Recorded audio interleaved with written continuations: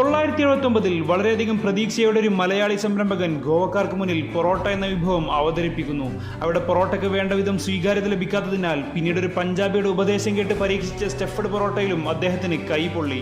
തുടർച്ചയായ പരീക്ഷണങ്ങൾക്കും പരാജയങ്ങൾക്ക് ശേഷവും തോൽക്കാൻ തയ്യാറാകാത്ത അദ്ദേഹം ഒരിക്കൽ തന്റെ ഭാര്യയുടെ റെസിപ്പി ഫിൽ ചെയ്ത് ഗ്രിൽ ചെയ്തെടുത്ത പൊറോട്ട റോളൊന്ന് പരീക്ഷിക്കാൻ തീരുമാനിച്ചു. ആദ്യം ആളുകൾ ഈ പുതിയ വിഭവത്തോടൊരു വിമുഖത കാണിച്ചെങ്കിലും പിന്നീട് ഈ പൊറോട്ട റോൾ ഗോവയിൽ ഒരു തരംഗമായി മാറുകയായിരുന്നു.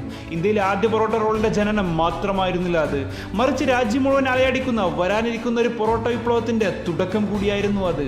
അങ്ങനെ 1995 പൂനെയിലേക്ക് ബിസിനസ് പറിച്ചു നട്ട ഇദ്ദേഹത്തിന് അവിടെയുള്ള അറബ് വിദ്യാർത്ഥികളിലടക്കം വമ്പിച്ച സ്വീകാര്യതയാണ് ലഭിച്ചത്.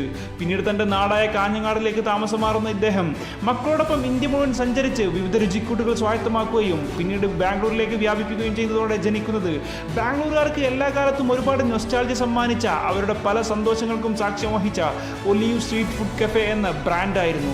വളരെ അഫോർഡബിളായി വൈവിധ്യം നിറഞ്ഞ വിഭവങ്ങൾ സെർവ് ചെയ്യുന്ന ഒലിവ് 10ലേറെ ഔട്ട്ലെറ്റുകളിലൂടെ ഇന്നും യുവാക്കളുടെയും വിദ്യാർത്ഥികളുടെയും പ്രിയപ്പെട്ട ഹാങ് ഔട്ട് സ്പേസ് ആയി തുടരുന്നു.